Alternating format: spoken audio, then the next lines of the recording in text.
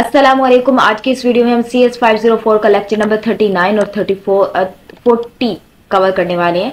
39 और 40 कवर करेंगे, जिसमें हमारे पास व्हाइट बॉक्स टेस्टिंग, जो हमने पिछली वीडियो में पढ़ा था कि इनर साइड पे होती है सॉफ्टवेयर के, जिसमें हमारे पास टेस्ट स्ट्रक्चर्स और डिजाइन आते हैं। इस टेक्निक में क्या होता है, हम मुख्तलिफ cases, test cases are written in a manner to cover different possibilities in the code.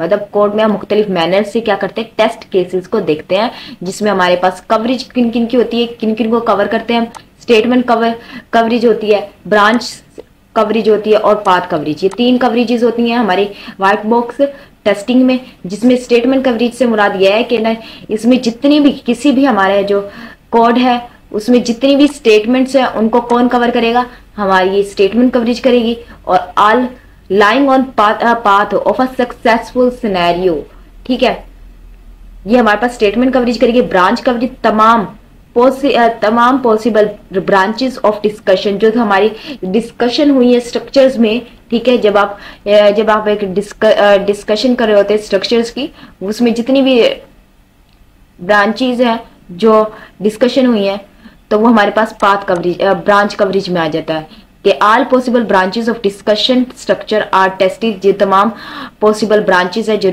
हमारे पास, जो जिनकी टेस्टिंग होगी वो ब्रांच कवरेज में होंगी, ठीक है। इसी तरह पाथ कवरेज जैसा कि नाम से जाहिर है, इसमें भी क्या होगा, इसमें तमाम पॉसिबल पाथ जो होंगे प्रोग्राम के अंदर इनपुट लेने के, इनपुट इंस्ट्रक्शन या आउटपुट इंस्ट्रक्शन जो टेस्ट किए जाएंगे वो पाथ कवरेज में किए जाएंगे। व्हाइट बॉक्स टेस्टिंग की हमारे पास एक एग्जांपल है, ठीक है। स्टेटमेंट कवरेज क्या है हमारे पास, इफ मतलब a इज इक्वल टू 1 और b इज इक्वल टू 1, ये हमारे पास क्या है, एक स्टेटमेंट कवरेज है। जैसे लाइक इस तरह की, ये जो मतलब अगर हम देखें, ये जो path in program containing loops लिखा हुआ है, ये एक स्टेटमेंट है। इसकी कवरेज के लिए, ठीक है, हम इस्तेमाल करेंगे स्टेटमेंट कवरेज को। और स्टेटमेंट कवरेज हमारे पर इस कोड में क्या है कि स्टेटमेंट कवरेज है कि a जो है हमारे पास इज इक्वल टू 1 है और b इज इक्वल टू क्या है, 1, ये हमारी स्टेटमेंट कवरेज है। और फिर if a is equal to b then statement 2 and statement 3, तो मतलब ये अगर हमारा ये स्टेटमेंट ये जो होती है ये ट्रू हो जाएगी, तब ये क्या कंडीशन क्या चलेगी, c is equal to D हो जाएगा और a को क्या कर देंगे, प्लस प्लस मतलब इंक्रीमेंट कर देंगे। अब ब्रांच कवरेज जो हमारे ब्रांचेज है, जिसमें हमारे पास स्टेटमेंट आती हैं, टू ब्रांचेज आ जाती है स्टेटमेंट, एक स्टेटमेंट में दो ब्रांचेज आती हैं, ये हमारे पास a और ये b दो ब्रांचेज हैं, ठीक है। अब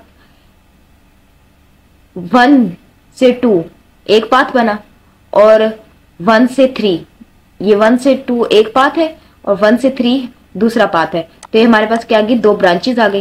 टेस्ट केसेस हमारे पास क्या है, a इज इक्वल टू 1 और b इज इक्वल टू 1, तो स्टेटमेंट जो होगी हमारे पास ये ट्रू हो जाएगी। अगर हमारे पास इफ स्टेटमेंट हमारे पास a1 हो जाए और b2 हो जाए, देन स्टेटमेंट जो 3 होगी वो एग्जीक्यूट करेगी। सेम ब्रांच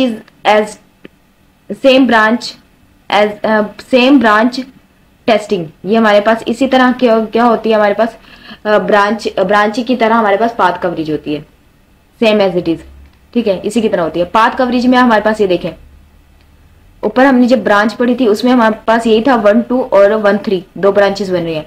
इसमें हमारे पास क्या आएगा कि हमारे पास 1 2 3 4 और ये जो हमारे पास 5, ये हमारे पास कितने हैं, ये हमारे पास हैं पाथ रास्ता होता है और ब्रांचेस शाखें होती हैं, ठीक है। उसी के मुताबिक ये डेफिनेशन दे हुए कि ब्रांच के कि एक 1 की दो ब्रांचेस निकल रही हैं, ठीक है। और इसी तरह ये मतलब रास्ते जो है 1 से 5 तक जो रास्ता बना है, तो ये हमारे पास क्या है, ये हमारे पास पाथ आ जाते हैं, ठीक है।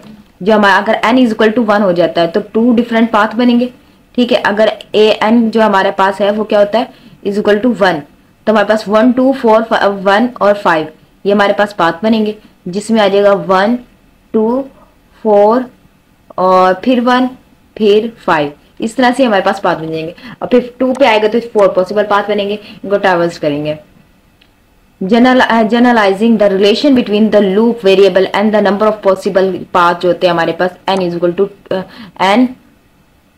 n वैल्यू होती है और 2n पाथ आर पॉसिबल होते हैं, ठीक है। ये हमारे पास क्विज इंपॉर्टेंट है, ठीक है। फिर हमारे पास आ जाती है एक हाइपोथेटिकल प्रोग्राम, जिसमें हमारे पास हैं टू ऑब्टेनिंग इफ स्टेटमेंट, ये जो हमारे पास इफ स्टेटमेंट जो पीछे हमने पढ़ा था, इफ स्टेटमेंट कुछ याद है, वही स्टेटमेंट यहाँ पे हमारे पास, ये दो इफ स्टेटमेंट है और फिर हमारी जो लूप, जो सेकंड लूप है as branch and then finishes the program, program को फिनिश कर रही है। ठीक है, इसको कहते हैं हम हाइपोथेटिकल प्रोग्राम, जिसमें हमारे पास इफ की दो लूप्स हैं, जो टू लूप्स पर कॉन्सिस्ट ऑफ टू लूप्स, और दो लूप्स हमारे पास कौन सी है, इफ की, इफ स्टेटमेंट है हमारे पास। फिर आ जाता है साइक्लोमेटिक कंप्लीसिटी, ये बहुत इंपॉर्टेंट क्वेश्चन और इसमें से एमसीक्यूज भी और क्विज भी आ जाता है। ठीक है, एमसीक्यूज आ जाता है, जिसमें हमारे पास cyclomatic concept is extremely useful in white box testing, ये हमारे पास एक्सट्रीमली यूजफुल है इन व्हाइट बॉक्स टेस्टिंग के लिए। हम एनालाइज करते हैं इससे complexity of the program to be tested, complexity program की कितनी कंप्लीसिटी को उसको एनालाइज कर सकते हैं हम। इंडिपेंडेंट पाथ होते हैं इसमें, at least one set of the processing statement on new condition, मतलब एटलीस्ट जो हमारे पास एक जो सेट होता है ना, उसकी प्रोसेसिंग स्टेटमेंट जरूर होती है और कंडीशन होती है। फिर ये हमारे पास एक फार्मूला है, is a quantitative measure of a logical complexity of a program. ये हमारे पास क्या करता है कि एक क्वांटिटेटिव मतलब मिकदारी मेजर करता है, साइक्लोमेटिक मिकदारी, क्वांटिटेटिव का होता है मिकदार को मेजर करना, quantitative measure of the logical complexity, जो हमारी लॉजिकल कंप्लीसिटी प्रोग्राम को उसको मेजर कर रहा होता है ये। ठीक है, ये हमारे पास ये फार्मूला है इसका, जिसमें ई हमारे पास number of edges, N is number of nodes and follow of graph. ठीक है, ये जैसे हमारे पास ये पाथ्स दिए हुए हैं, ये नंबर ऑफ एजेस कितने हैं हमारे पास, एज 1 2 3 4 5 6, ये जितने भी हमारे पास ये नोड्स दिए हुए हैं, ये हमारे पास क्या है, एजेस है। तो यहाँ पे 6 आ गए, और नहीं सॉरी, नंबर ऑफ नोड्स कितने हैं हमारे पास, 8 है, 6 है, और जो नंबर ऑफ एजेस है वो हमारे पास 8 है, जिसमें हमारे पास आ जाता है 1 2, ये जो एरो लगा हुआ है, 3 4 5 6 7 और 8। ठीक है, ये हमारे जो एरो लगा हुआ है ये हमारे पास नंबर ऑफ एजेस है, और जो हमारे ये नोड्स हैं ये हमारे पास क्या है, ये हमारे ये जो 1 लिखा हुआ है 2, ये हमारे पास क्या नंबर ऑफ नोड्स हैं। तो इसी फार्मूले के मुताबिक हमने क्या करना है, इसको हल करना है। तो 8 - 6 + 2 = हमारे पास आ जाएगा 4। ठीक है, ये हमारे पास क्या है, साइक्लोमेटिक कंप्लीसिटी आई है। Path of to be tested होंगे हमारे पास, इसमें जो पाथ होंगे ये भी सेम एज इट इज होगा कि ना, हमारे 1 2 3 4 5 से फिर 1 और 6, ये इस तरह से पाथ बन जाएंगे, 1 2 4 5 और फिर 1 और 6, इस तरह से हमारे पास पाथ बन जाएंगे। इनफिजिबल पाथ होते हैं जो is a program which never be traversed, जो हमारे प्रोग्राम जो होते हैं नेवर बी ट्रैवर्स्ड, मतलब इसमें क्या था, हमारे जो प्रोग्राम थे क्या ना, यहाँ से शुरू हो रहा है और इस तरह से दोबारा से ना उसी पे जा रहा है, तो और फिर हमारे पास इस तरह से शुरू हो रहा है फिर वापस उधर जा रहा है। लेकिन इसमें क्या होगा कि ना, अगर एक प्रोग्राम शुरू हो रहा है तो मतलब दूसरे नोड पर वापसी उसी नोड पर नहीं जाएगा, जैसे 1 2 3 4 5 खत्म हो गया, यहाँ से वापसी का कोई रास्ता नहीं है, तो हमारे पास ये क्या इनफिजिबल पाथ है। ठीक है, जैसे 1 2 3 और 5 ये पाथ जो है ये भी हमारे पास खत्म हो जाता है, तभी इनफिजिबल पाथ है। ये हमारे पास दो पाथ बने, जो आप good programming practice is such that minimise infeasible path to 0, मतलब हमने क्या करना कि हमारे जो हमने जो एक गुड प्रोग्राम होता है वो इनफिजिबल पाथ को क्या करता है, मिनिमम कर देता है, मतलब खत्म कर देता है उनको। There are no infeasible path, इसमें कोई इनफिजिबल पाथ नहीं है। 1 2 4 3, ठीक है 1, ये मतलब इस तरह से लूप ये चलती रहेगी, तो इसमें कोई भी फिजिबल पाथ नहीं है। Unit testing is a made of unit that include, जो एक यूनिट होता है उसमें फंक्शन क्लासेस एंड क्लासेस होती हैं। ठीक है, एक ऐसा प्रोग्राम, एक सॉफ्टवेयर प्रोग्राम, एक ऐसा प्रोग्राम जो बनाया गया है यूनिट टेस्टिंग, जिसमें हमारे पास प्रोसीजर्स, फंक्शन और क्लासेस होती हैं, उनकी टेस्टिंग की जा रही होती है। ठीक है, बड़े unit testing is the equivalent and cheap level of hardware for hardware के लिए क्या होती है, बहुत चीप लेवल पे होती है, मतलब बहुत सस्ता, मतलब उसमें कम प्रोसेसिंग लग जाती है। ठीक है, इसकी फिर ये बिल्ट इन सेल्फ टेस्टिंग आ जाती है इसकी, जो मोर लाइक हार्डवेयर की जैसे होती है, जिसमें बिल्ट इन सेल्फ टेस्टिंग आ जाती है। बिल्ट इन सेल्फ टेस्टिंग आ जाती है such that unit can be tested independently, क्या हर एक यूनिट को इंडिपेंडेंटली क्या किया जाएगा, टेस्ट किया जाएगा। इंटरनल डायग्नोस्टिक आ जाती है, जिसमें internal diagnosis of a program you should be defined, जो आप डिफाइन करते हो, टेस्ट हार्डनेस, ठीक है। यूनिट टेस्टिंग के 2 प्रिंसिपल्स है हमारे पास।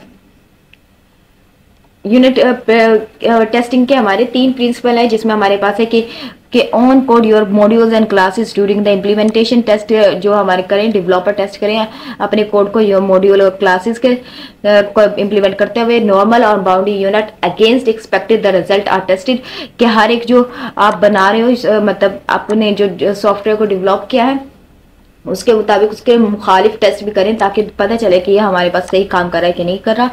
और जो हमारे पास great way to test and API का जो हमारे पास तो लिहाजा unit testing is a great way, एक अच्छा रास्ता है एपीआई को टेस्ट करने का, ठीक है। हमारे पास क्वानिटेटिव बेनिफिट्स और क्वालिटेटिव आते हैं। क्वानिटेटिव से मुराद होता है मिकदारी, और क्वालिटेटिव से मुराद होता है हमारे पास क्वालिटेटिव उसकी क्वालिटी। जो हमारे क्वानिटेटिव आता है इसमें रिपीटेबल, बाउंडेड और चीपर आ जाते हैं, ठीक है, कि क्योंकि क्वानिटेटिव को कर रहे हैं हम, इसमें repeated to verify unintended side effect have occurred and modification in the code and narrow focus simplify finding the fixed defect, ठीक है। हमने नैरो फोकस करना है किस पे, simplify finding fixes and defect and cheaper find fix and defect early. Qualitative आ जाता है जिसमें हमने चेक करनी है कि इनमें कोहेजन है या नहीं, या कपलिंग है कि नहीं, ठीक है। कॉन्फिडेंस बिल्डिंग, जो हमारा जो वर्क होगा मतलब हमारा जो work at an early stage also easier to change its retest, मतलब उसे दोबारा से क्या कर सको, रीटेस्ट करो। जब उसमें कोई तब्दीली करो तो उसमें रीटेस्ट करो। ये हमारे पास एग्जाम्पल आ जाती है जिसमें हमारे पास है कि आपने क्या करना है कि pass in the negative argument to ensure that is rejected, कि आपको जो सॉफ्टवेयर वो ठीक है तो वो गलत इनपुट को क्या कर देगा, रिजेक्ट कर देगा। तो ये हमारे पास हैं कुछ पॉइंट्स। यूनिट टेस्टिंग टिप्स आ जाती है जिसमें हमारे पास स्मॉल प्रोजेक्ट जो होते हैं unit for a module in the module itself, and large project जो होता है हमारे पास इन द पैकेज डायरेक्टरी में होता है।